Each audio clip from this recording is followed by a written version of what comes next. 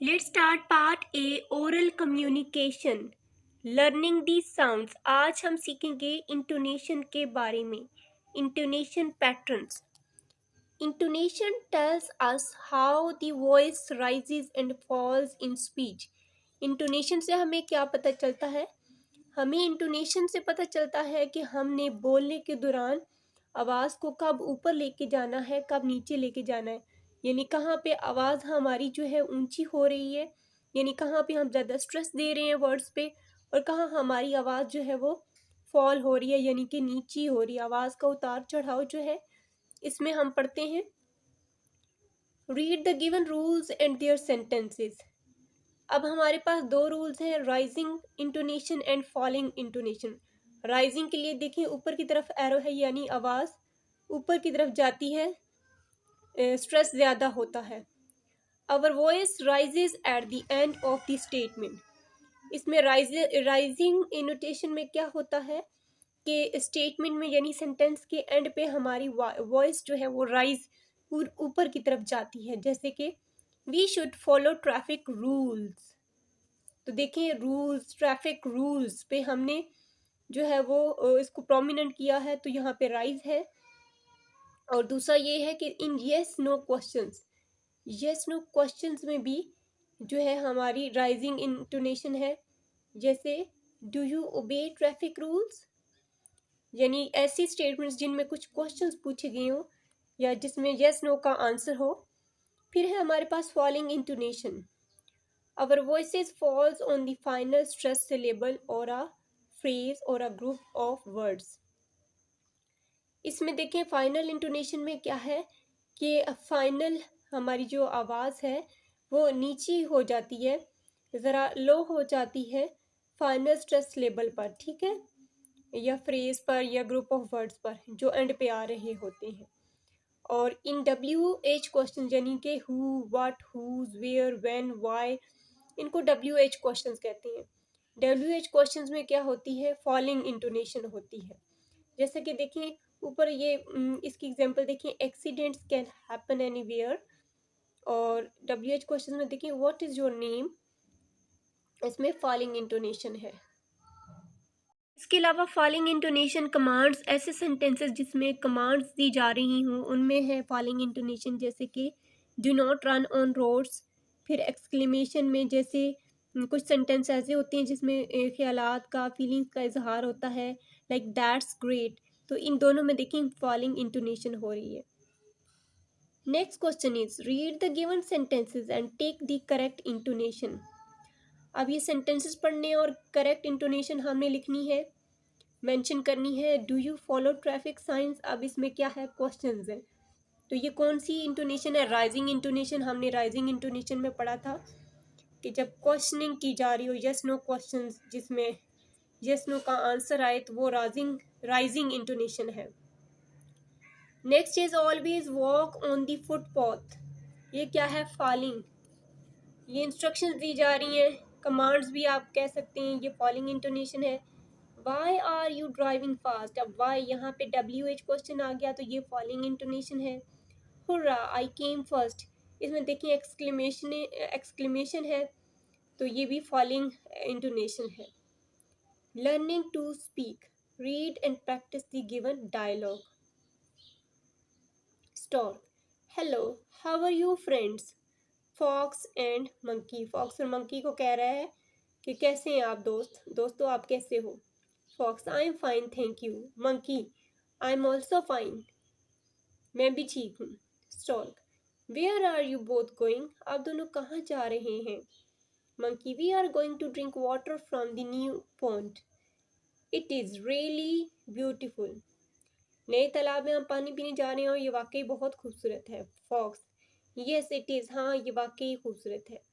Stork, wow I also want to go there but now I am in hurry. By the way, where is it. मैं भी वहाँ जाना चाहता हूँ लेकिन अभी मैं जल्दी में हूँ, लेकिन मुझे ये बताएं कि ये है कहाँ।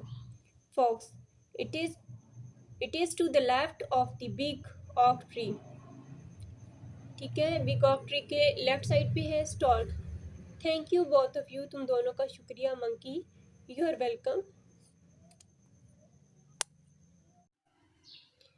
Next is make a group of 3 students and ask them to discuss qualities of a good friend. Ask them to agree, disagree by using polite words. अब आपने क्या है ग्रुप डिस्कशन करनी है, ग्रुप की डिस्कशन 3 स्टूडेंट्स की। और topic क्या होगा? Qualities of a good friend. Good friend में क्या क्या क्वालिटीज़ होनी चाहिए? इस पे आपने प्रैक्टिकल वर्क करना है, क्लासरूम में डिस्कशन करनी है और टीचर्स ने स्टूडेंट्स को पार्टिसिपेट करवाना है इस डिस्कशन में। Part B, reading and critical thinking. Answer these questions. Who decided to make fun of the stork? G. Answer is who की जगह आप the fox लिखेंगे. The fox decided to make fun of the stork. Next question. How did the fox serve the meal? Fox ने खाना कैसे पेश किया? यहाँ दी से स्टार्ट करेंगे. The fox served. E के बाद D लगाएंगे. The meal in a flat dish. Next question. How should we treat our friends? Discuss. V से आप स्टार्ट करेंगे. We should treat our friends with love and care. Now next question. Read the given elements of a fable. Then read the story again and fill in the given boxes. कह रहे हैं कि ये जो elements हैं एक fable यानी कि किसी भी स्टोरी के जो एलिमेंट्स होते हैं ये वो एलिमेंट्स हैं स्टोरी के, ठीक है। फिर स्टोरी को जो भी आपने स्टोरी पढ़ी उसको दोबारा पढ़ें और इन बॉक्सेस को फिल करें। सबसे पहले है कैरेक्टर्स, ये एक एलिमेंट है स्टोरी का। कैरेक्टर्स क्या है? दी पर्सन्स और एनिमल्स इन अ स्टोरी। किसी भी स्टोरी में पर्सन्स या जो एनिमल्स होते हैं वो कैरेक्टर्स कहलाते हैं। और इस स्टोरी में कौन से कैरेक्टर्स हैं? दी फॉक्स एंड दी स्टॉर्क। तो यहाँ पे आप दी फॉक्स एंड दी स्टॉर्क लिखेंगे। फिर उसके बाद है सेटिंग। सेटिंग में क्या है? Time and place where the story happens. Setting में टाइम भी आ जाता है और वो जगह भी जहाँ पे वो स्टोरी हो रही है। स्टोरी जो मंजर पेश कर रही है, जंगल का है, घर का है, गांव का है, कुछ भी हो सकता है। तो आपकी स्टोरी में जो सेटिंग थी वो है in a jungle. Next is plot. Plot में क्या है? Events that make up a story, ठीक है ना, वो इवेंट्स जो स्टोरी बनाते हैं। इसमें प्लॉट क्या था आपकी स्टोरी में? The fox was very clever, she always teased others. उसके बाद है कन्फ्लिक्ट। तनाज़ा क्या है? प्रॉब्लम क्या है? कन्फ्लिक्ट क्या है? Problem between characters. करेक्टर्स के दरमियान क्या मसला आता है, क्या होता है उनके बीच में।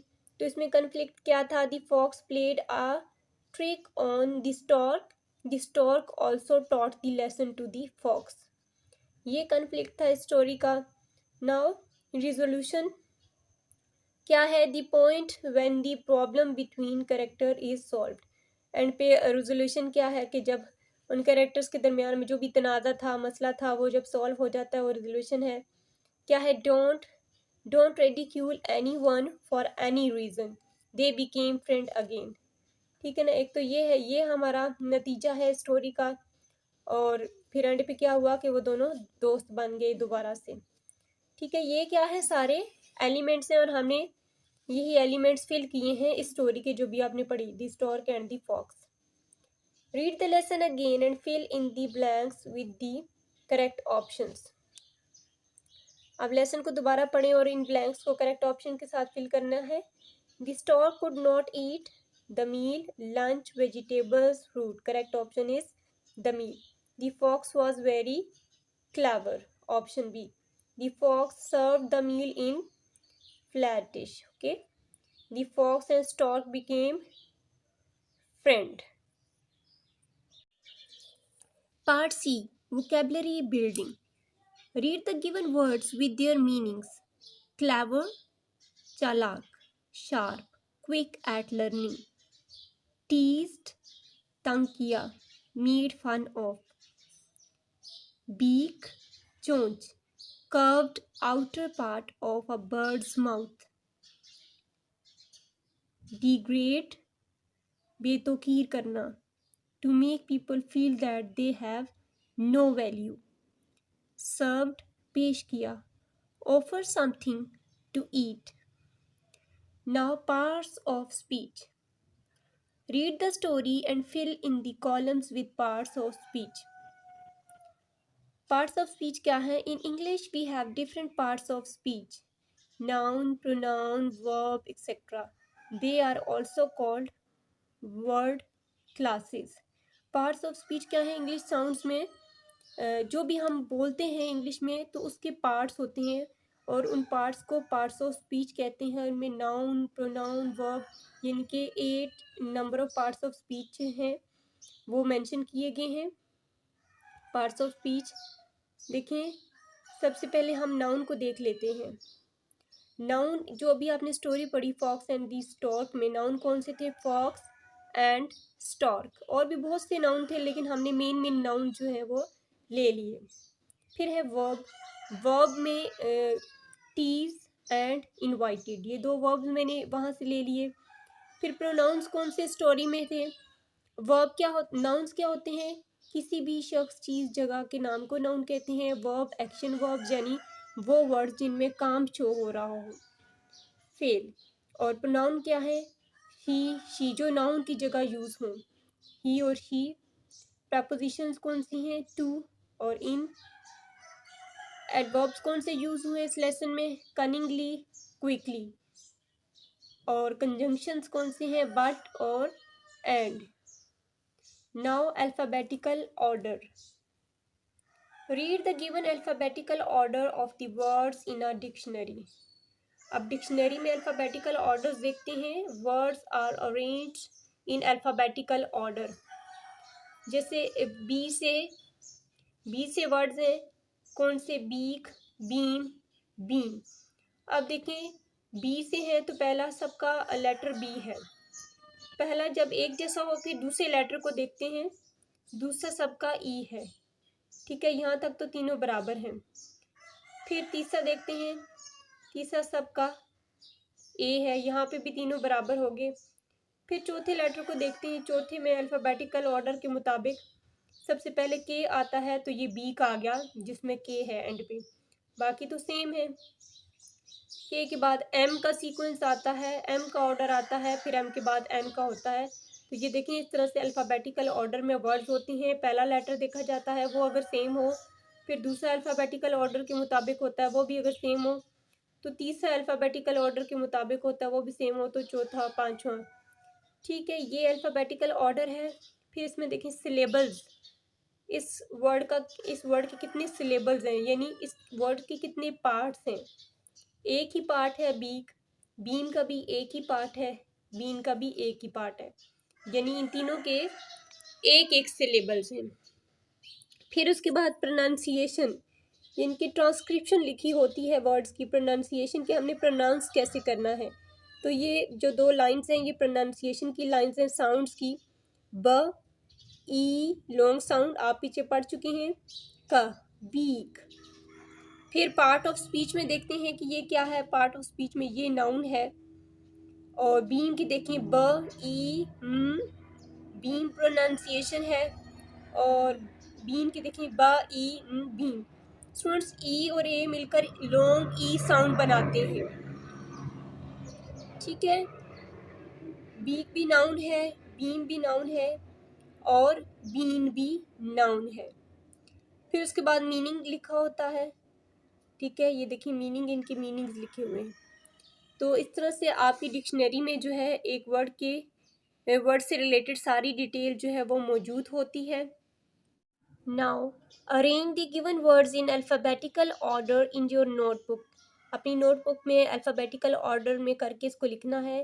फर्स्ट नंबर पे होगा अशेम्ड, नंबर 2 पे आप कनिंग लिखेंगे, नंबर 3 पे होगा डी ग्रेड, नंबर 4 पे फेवरेट, नंबर 5 पे ग्रीडीनेस, नंबर 6 पे जार, नंबर 7 पे प्लेस, नंबर 8 पे प्लक, नंबर 9 पे मील और नंबर 10 पे नैरो। ये जो अभी आपने पीछे डिक्शनरी में अल्फ़ाबेटिकल ऑर्डर्स समझे और देखे तो उसी लिहाज से ये अल्फ़ाबेटिकल ऑर्डर के तहत है, मैंने नंबरिंग दी है। Now learning to spell, fill the missing letters and also learn the words. Cunning, CUNING, STUNNING cunning, STORK stork, STRANGER stranger, FRIEND friend, FOOD food. Now grammar portion. Subject, object and possessive pronouns. कौन से pronouns?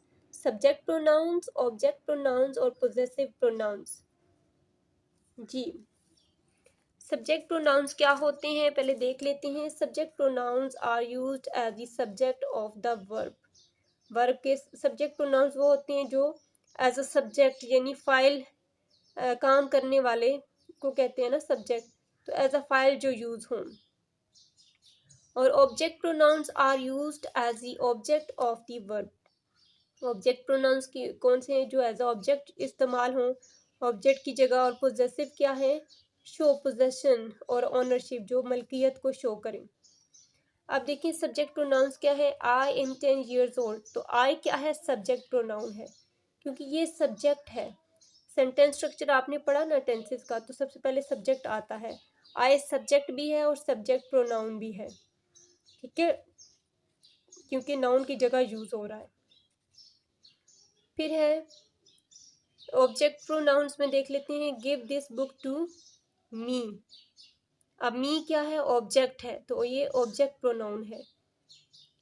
This bag is mine, यहाँ पे मलकियत जो हो रही है कि ये मेरा बैग है, तो ये माइन क्या है? पोजेसिव प्रोनाउन है. फिर सब्जेक्ट प्रोनाउंस की बाकी एग्जांपल्स देख लेते हैं. You look tired today. You as a subject use हो रहा है, तो ये सब्जेक्ट प्रोनाउन है. Rehan is angry and he wants to Suleman to apologise. अब रेहान नाउन है, ठीक है, तो ही जो है रेहान की जगह इस्तेमाल हो रहा है, तो ये सब्जेक्ट प्रोनाउन है. This table is old, it needs repairing. अब इट जो है ना वो टेबल की जगह यूज हो रहा है. टेबल क्या है? सब्जेक्ट है. दिस टेबल, ये टेबल, तो ये क्या है? Subject pronoun. इट यहाँ पे. We are not coming, we क्या है? Subject pronoun. They do not like these cakes, they क्या है? Subject pronoun. यानी कि सेंटेंस में जब भी कोई प्रोनाउन आए शुरू में, तो वो सब्जेक्ट प्रोनाउन होगा जो सब्जेक्ट की जगह आए. और ऑब्जेक्ट प्रोनाउन क्या है? जो ऑब्जेक्ट की जगह आए. जैसे give this book to me, Ali wants to talk to you. You क्या है? Object pronoun. Junaid is hurt because Hamza hit him. Him क्या है? ये ऑब्जेक्ट प्रोनाउन है. Rida received a letter from her last week. Her क्या है? Object pronoun. Mariam can not find it, object pronoun है it, और यहाँ पे एस जो है ऑब्जेक्ट प्रोनाउन है. फिर पोजेसिव प्रोनाउंस जो मलकियत शो करें, इसमें देखिए माइन मेरा, तुम्हारा, उसका, उस लड़के का, उस लड़की का, हमारा, उनका, ठीक है. जैसे this bag is yours, that dress looks like his, these shoes are not hers, that house is ours, this is not our car, isn't there. तो ये सारे देखें, सारी एग्जांपल्स हैं पोजेसिव प्रोनाउंस की. Now next question is use at least two subject, object and possessive pronouns in sentences. दो subject pronouns के, दो ऑब्जेक्ट प्रोनाउंस के और दो पोजेसिव प्रोनाउन के आपने सेंटेंसेस बनाने हैं. तो सब्जेक्ट प्रोनाउंस के क्या होंगे? He writes a letter, we eat bread. He और वी क्या है? यहाँ पे सब्जेक्ट प्रोनाउन होंगे. और ऑब्जेक्ट प्रोनाउन के क्या होंगे sentences? This is my book, this is her cat. ये ऑब्जेक्ट प्रोनाउन के दो सेंटेंसेस हो गए. और पोजेसिव प्रोनाउन के भी इसी तरह मैं सेंटेंसेस आपको बता देती हूँ. दो मैं बता देती हूँ, कुछ आप खुद सोच लें इससे मिलते जुलते. दिस इज हर कैट, ठीक है ना, उसकी बिल्ली है. और दिस कार इज माइन, और दिस बुक इज योर्स. इस तरह से आप पोजेसिव के भी दो बना लें, क्योंकि अब आप समझ चुके हैं पीछे, तो खुद कोशिश करें. अब है tenses. Read the given sentences. Simple present tense क्या है? Is used to express actions that take place in the present time. ठीक है, प्रेजेंट सिंपल टेंस क्या है? मौजूदा वक्त में जो एक्शंस होते हैं उनको शो करता है। We use the present form of the verb to make simple present tense, और वर्ब की फर्स्ट फॉर्म यानी कि हम इसमें यूज़ करते हैं, और फर्स्ट फॉर्म के साथ एस और एस वो डिपेंड करता है कि सब्जेक्ट अगर थर्ड पर्सन और सिंगुलर नाउन हो। स्टूडेंट्स, इन टेंसेस पे मैंने एनिमेटेड वीडियोस बनाई हुई हैं, मैं वो आपके साथ शेयर करती हूँ। पहले सिंपल प्रेजेंट टेंस की आपके साथ शेयर करती हूँ। इसके सेंटेंसेस आप देख लें। The fox eats grapes, the fox does not eat grapes, does the fox eat grapes. ये प्रेजेंट सिंपल टेंस का सेंटेंस है। इसमें देखें ईट के साथ एस का इजाफा हुआ, ईट्स, क्योंकि फॉक्स क्या है, सिंगुलर नाउन है, ठीक है। और ये सिंपल सेंटेंस है। नेगेटिव के लिए हम डज नॉट और डू नॉट यूज़ करेंगे। जब सब्जेक्ट सिंगुलर नाउन है तो डज नॉट, और अगर सिंगुलर नाउन नहीं है तो डू नॉट, ठीक है। और इंट्रोगेटिव में डज और डू स्टार्ट में आ जाएगा। एक्सप्लेन मैं इसको डिटेल से अब वीडियो में करती हूँ, तो चलिए देखते हैं इसकी video.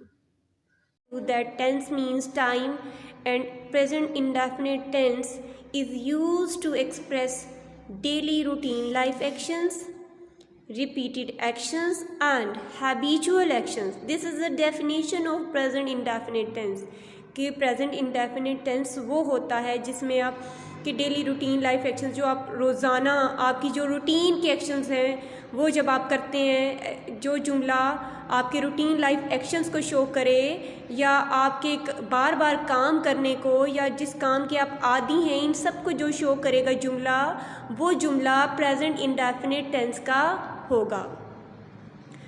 So first of all on the form I'll talk about the formation कि फॉर्मूला क्या है, स्ट्रक्चर क्या है इंग्लिश लैंग्वेज में।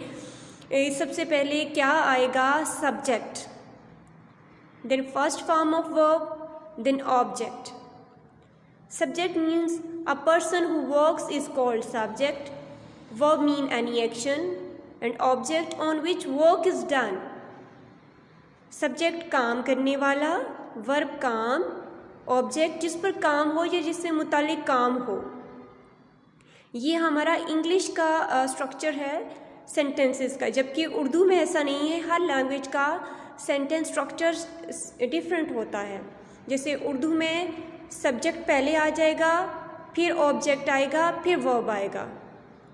जैसे कि मैं स्कूल जाता हूँ, जबकि इंग्लिश में होगा I go to school.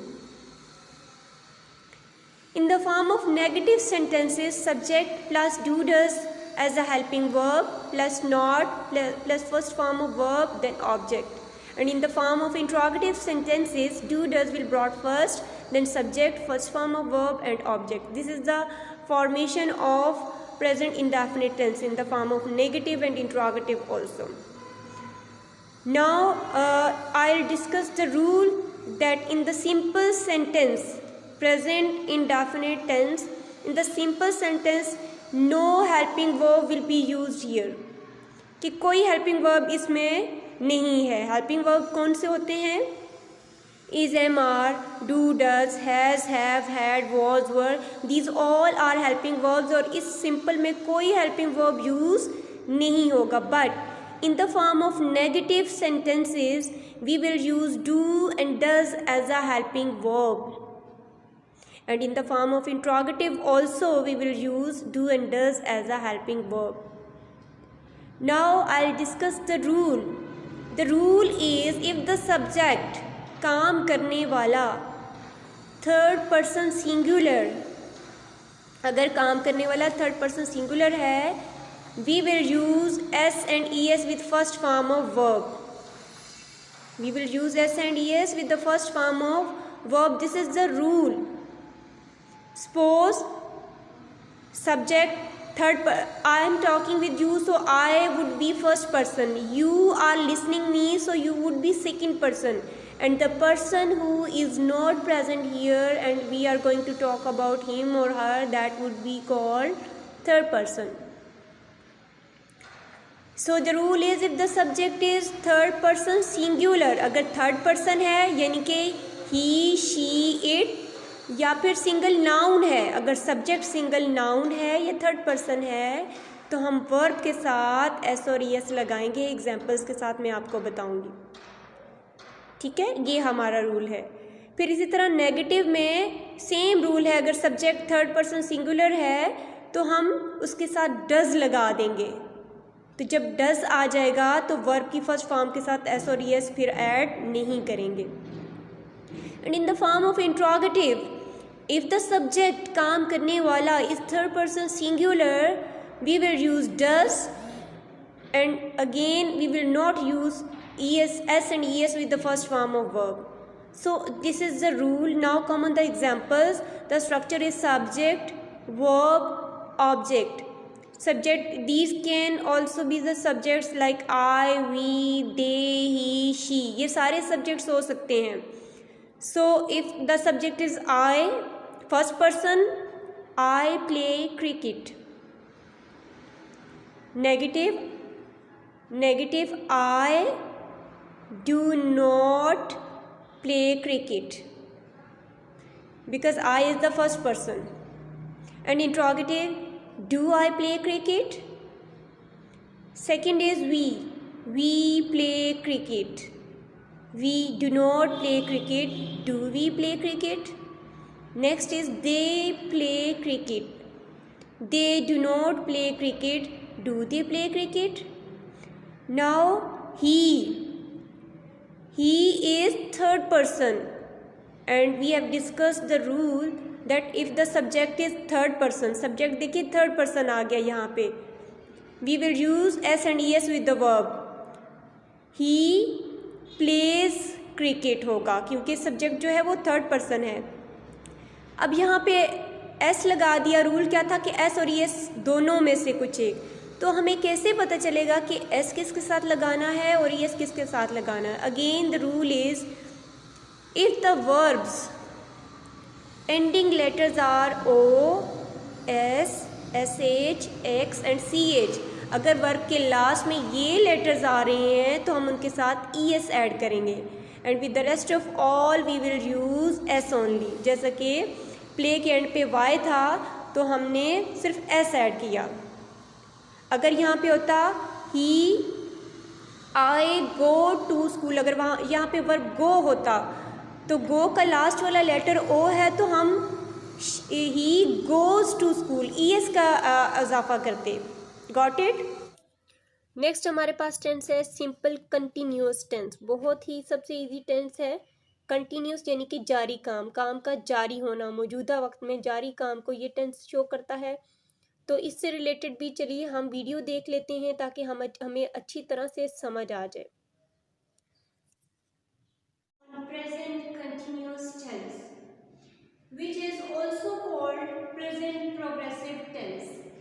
It is used to express ongoing actions in present time. मौजूदा वक्त में जारी काम को ये शो करता है और इसकी उर्दू में पहचान है कि उर्दू फिक्रों के आखिर में रहा है, रही है, रहे हैं आता है। And the recognition in English is the use of is, am, are plus ING with first form of verb. अगर आप जुमले में इज, एम, आर में से कोई ऐसा हेल्पिंग वर्ब देखेंगे और वर्ब के साथ आईएनजी का एडिशन देखेंगे तो आपको मालूम हो जाएगा कि ये प्रेजेंट कंटिन्यूअस का टेंस है। नेक्स्ट इज द फॉर्मेशन के इसके फिक्रे कैसे बनते हैं। First of all subject, as I told you earlier that subject, a person who works is called subject. काम करने वाला फाइल जो है वो सब्जेक्ट कहलाएगा। नेक्स्ट इज हेल्पिंग वर्ब, जो इस टेंस में तीन हेल्पिंग वर्ब्स यूज होंगे that are is, am, are plus first form of verb mean any action, and plus ing plus object means on which work is done. This is the formation of simple sentences like subject. If the subject is I, with I you will use am as a helping verb. I am walking. If the subject is we, you, they, with these three you will use are as a helping verb. We are working, you are working, they are working. you will use is as a helping verb. He is working, she is working. And in the form of negative sentences, plus first of all subject plus helping verb plus not plus first form of verb plus ing plus object. Like I am not working, helping verb के बाद आपने not लगा देना है तो ये negative sentence बन जाएगा. I am not working, we are not working, you are not working, they are not working, he is not working and she is not working. But in the form of interrogative, you will bring helping verb at first. सवालिया फिक्रों में helping verb सबसे पहले आ जाएगा and the rest of the formula would be same.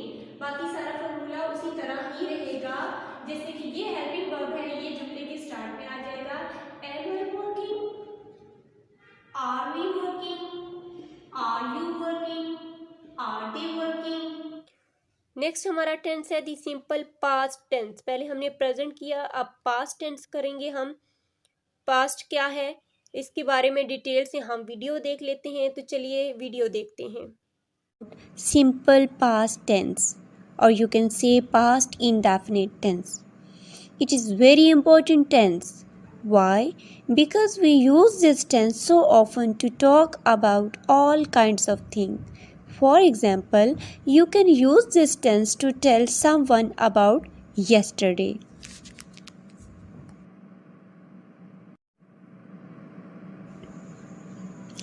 Let's start the topic. Past indefinite tense.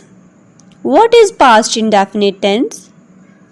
Past indefinite tense represents an action occurred at the definite time in the past.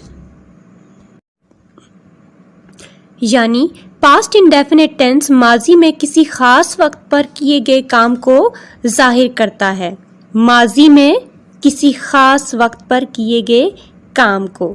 Let's have a look on the definition of past indefinite tense. Past indefinite tense represents an action occurred at the definite time in the past. Here, definite time. Definite time such as yesterday, last night, last week, 3 months ago, in 1921, etc.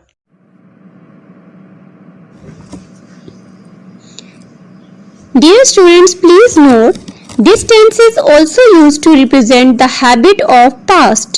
For example, I loved coffee when I was young. तो माजी में जिस चीज़ के आप आदी थे उसको भी जब आप बयान करते हैं तो ये पास्ट इंडेफिनेट टेंस कहलाएगा. फिर इसकी पहचान की तरफ आते हैं कि उर्दू फिक्रात में इसकी क्या पहचान होगी. तो उर्दू फिक्रात के आखिर में अलीफ, छोटी ये, बड़ी ये, लिया, दिया, गए, बैठे, जागी, सोई वगैरह इस तरह के अल्फाज आते हैं. इसके अलावा दिया था, किया था, गए थे, जागे थे, सोए थे, गई थी वगैरह वगैरह इस तरह के भी अल्फाज आखिर में आते हैं. लेट्स सी इट्स फॉर्मेशन और formula. First of all subject plus second form of verb plus object. The rule is no helping verb will be used in simple sentences. ठीक है. Subject. What is subject? A person who works. काम करने वाला. Verb. Any action. Any work. And what is object? On which work is done. जिस पर काम हो रहा हो.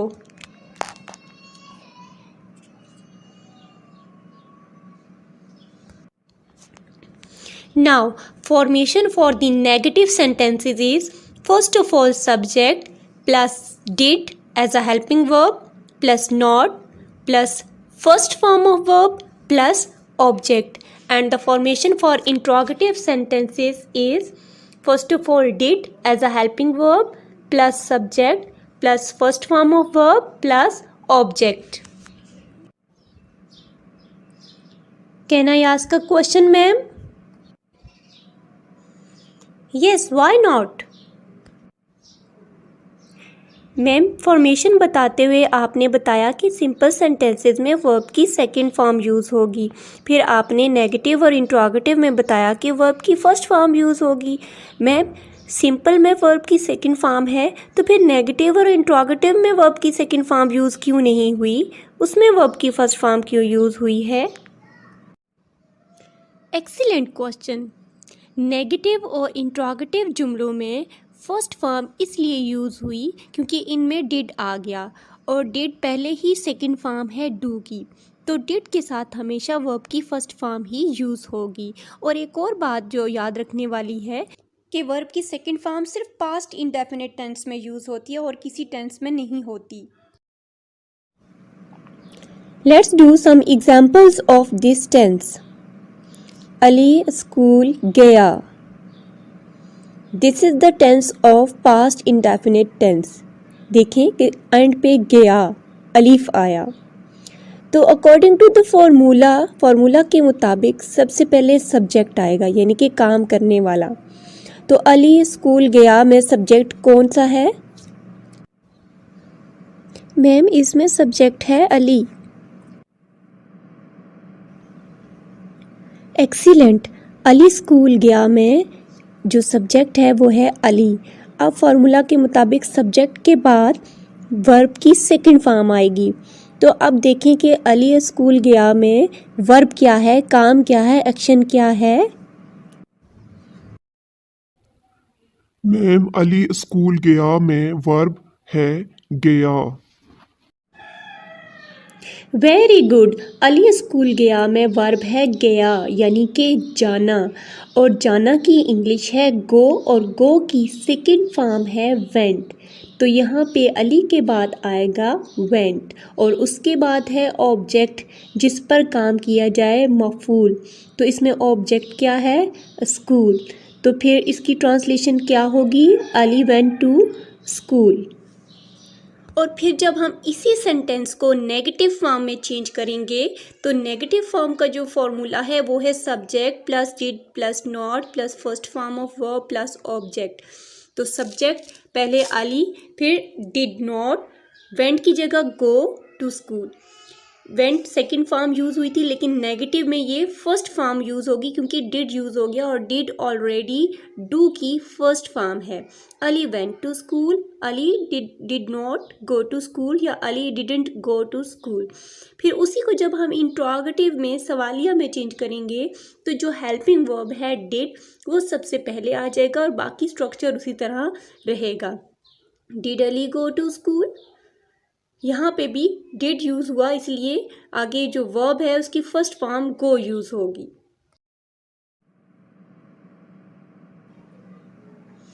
That's it. I hope you have understood it.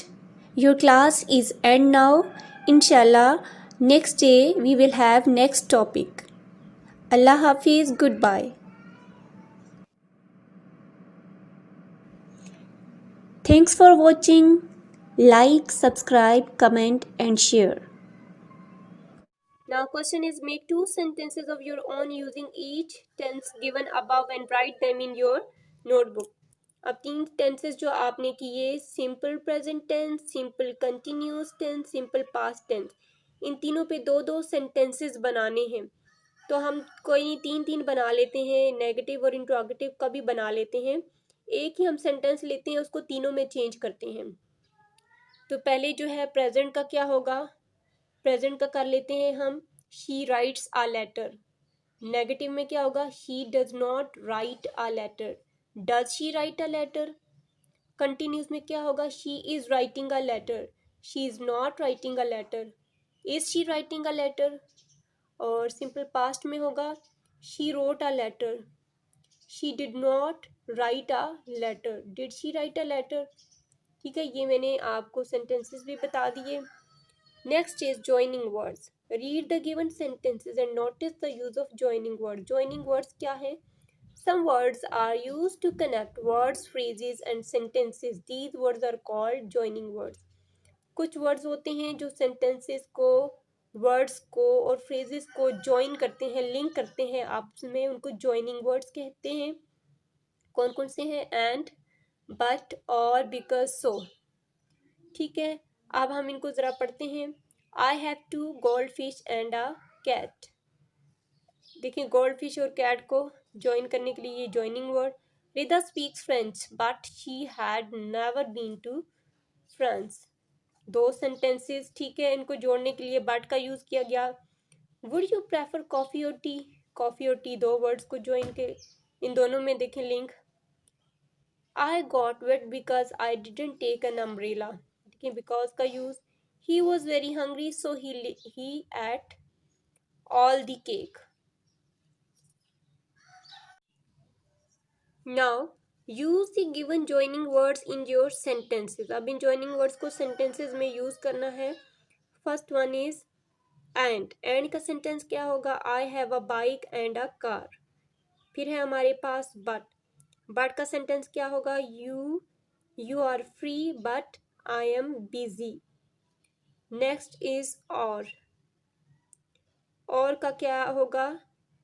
You would like to have tea or coffee. Next हमारे पास है because का सेंटेंस क्या है? He came to school late because of traffic jam. Last है हमारे पास सो का सेंटेंस में यूज देखते हैं। He is ill so he will not go to school. Now question words are used to ask questions. Choose the correct word form of the given word bank. Word bank क्या है? Which, where, what, why, ये WH questions भी कहलाते हैं। Why are you late today, यहाँ पे Y आएगा। Where do you live, यहाँ पे आप वेयर लिखेंगे।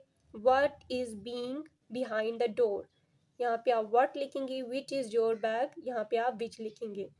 अब क्वेश्चन है हमारे पास, write two questions by using the above mentioned question words in your notebook. अब हमने दो क्वेश्चन वर्ड्स के सेंटेंसेस बनाने हैं। For example, why are you late from school, और दूसरा क्वेश्चन है who is knocking at the door. इस तरह से आप क्वेश्चंस बना लेंगे। Now apostrophe, we use the apostrophe यानी कि कोमा ऊपर की तरफ, इंग्लिश में ऊपर की तरफ होता है, to mark the omitted letter in contractions. When we combine two words, we omit some letters. Apostrophe का यूज़ क्या है? हम अपॉस्ट्रफी तब इस्तेमाल करते हैं जब हम किसी वर्ड में किसी लेटर को ओमिट यानी कि ख़त्म करते हैं, गायब करते हैं। कॉन्ट्रैक्शंस में हम इसको यूज़ करते हैं, ठीक है, या दो लेटर्स को जोड़ते हैं तो उसमें, जैसे कि देखें, read the given words with their contractions में ये यूज़ होते हैं। वर्ड्स क्या है? डू नॉट, तो जब इसकी कॉन्ट्रैक्शन हम यूज़ करते हैं बोलने में हम कहते हैं डोंट, तो ओ को हम ओमिट करके उसकी जगह कॉन्ट्रैक्शन ये अपॉस्ट्रफी यूज़ कर देंगे, ठीक है, तो ये डोंट हो जाएगा। फिर कुड नॉट, लिखने में हम कुड नॉट लिखते हैं, लेकिन बोलने में हम इसको कैसे बोलेंगे? कुडंट, तो नॉट का एन जो है वो ख़त्म करके उसकी जगह अपॉस्ट्रफी। दे आर, जब देखिए इनको हम इसमें से आर को हम करेंगे ओमिट तो कोमा लगाएंगे और ये हो जाएगा देयर। आई एम को आई एम, ए जो है ओमिट करेंगे तो उसकी जगह अपॉस्ट्रफी आएगा। Now part D, writing part. Think of a story of your own, fill in the following mind map to organise your idea. ठीक है, आप एक स्टोरी सोचें और इस माइंड मैप को आपने फिल करना है, जैसे मैंने किया है। कैरेक्टर्स क्या है? एन एंड द क्रिकेट, ये दो जो है मैंने सोच लिए। फिर सेटिंग क्या है? In a jungle. प्लॉट में क्या है? Both fight and then became friends. Conflict क्या है इसमें? Who will cross the water line. और रिजोल्यूशन क्या है? One favours other. Now write your own story using the ideas organised above. अब ये जो आइडियाज हमने ऑर्गेनाइज किए इसी पे हम जो है अब स्टोरी लिख लेते हैं। An ant and a cricket. Once there lived an ant and a cricket. Both were friends. One day they reached near a water line. Each of them wanted to cross it first. They started quarreling, but soon the cricket realized that both would drown if they tried to cross at a time. So he withdrew and let the ant go. Last activity है हमारे पास creative writing की, जिसमें हमने story लिखनी है कि किस तरह से दो दोस्त लड़ने के बाद अपनी दोस्ती को कायम रखते हैं। तो स्टोरी जो है मैं आपके लिए लिखती हूँ, आप इसको खुद ही रीड करेंगे और इसको लिख लीजिएगा देख के।